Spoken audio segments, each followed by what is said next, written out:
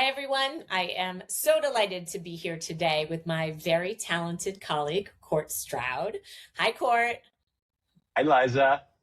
Great to So see I've you. got a, it's, likewise, I've got a few questions for you. I want to give everyone a chance to get to know you. So I am going to jump right in. So first off, you've been coaching MBA applicants for over 20 years. What keeps you interested in it? One of the things is I love helping people find their story and be able to tell it in such a way that it's the perfect match with the school that they're trying to apply to and the goals that they have. So part of it is it's a little like, for me, it's like playing a puzzle, trying to figure out how do you make the pieces go. So let me give you an example. There was one fellow who was applying to a number of schools, including HBS. And I knew that the essay wasn't quite right, but I didn't know what it was. And I always talk to my folks and say, let's use the subconscious mind as a great problem solver. And so he and I both put little sticky notes on our mirrors saying, what is the story that name of person needs to tell in order to get into HBS? So as I was walking across the street, I stepped off the curb and it hit me. I was like, teach something, because HBS often have their admissions folks will say, we like to learn something in the course of an interview. So that's what we did. And he got in and he just graduated. So, and it's the puzzle of putting the puzzle pieces together. That's great. That's good. I can totally appreciate that. It is definitely what our clients allow us to do. Well, okay. So you have background in training as a journalist. So no doubt that has given you strong editing skills that benefit your clients. But really, how else has your experience helped you in your MBA coaching? Oh, sure. So I've conducted a lot of interviews. I was a contributing writer for Forbes for 8 years. One of the things I do is I interview people. And so I've also been trained as a journalist. And so we learn interview skills. We learn how to get people to tell us things. And I use that when I first start working with someone. One of the first things I want to do is do a data dump, because I can't help them find their story if I don't know their story. So there's a process of saying, tell me more, tell me more, tell me more. And in the process of doing that, I use the journalism skills. That's great. That's excellent. And certainly one of the reasons why we have the experience inventory, it's kind of a big fishing expedition. But then as we start seeing details, we start asking more questions. Well, let me ask you this. What's a mistake that you often see applicants make early on in their work with you?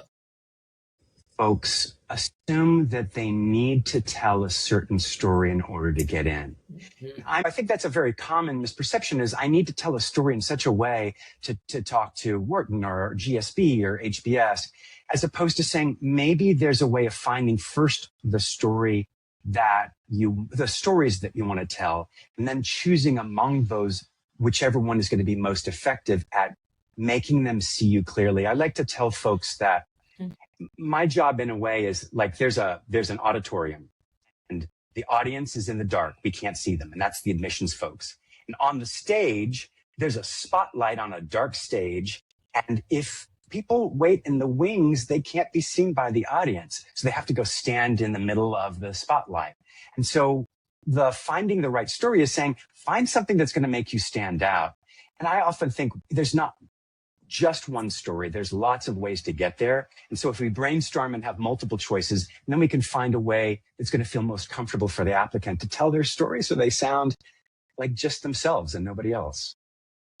I like that analogy. It's great. All right. Your MBA coaching clients love you. Obviously, a lot of that must be tied to positive results. But why else? Why do you think your clients rave about you so positively?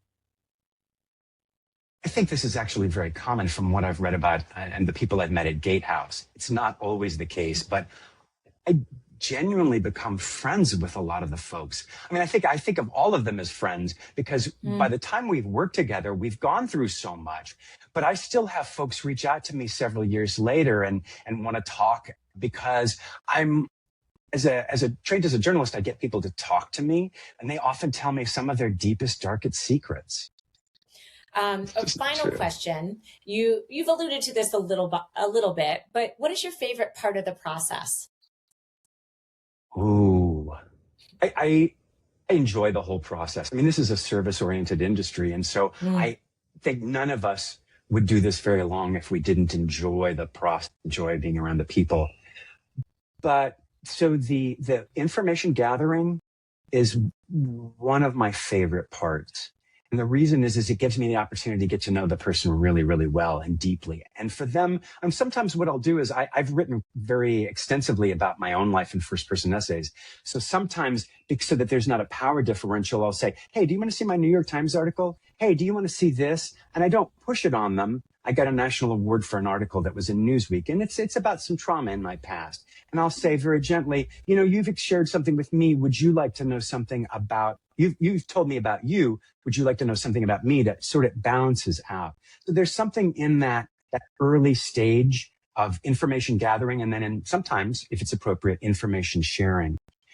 But I think my favorite part is getting into the first draft of an essay. So we spent all this time, we've thought about what story to tell. The story direction has been picked, and then the first round draft comes in, because I think it's so full of possibility. But it's like a lump of clay being put on a clay wheel, right? So we can mold it to make whatever we want, but right then it's just like, wow, the promise of something fantastic is within the hands of both the applicant and myself.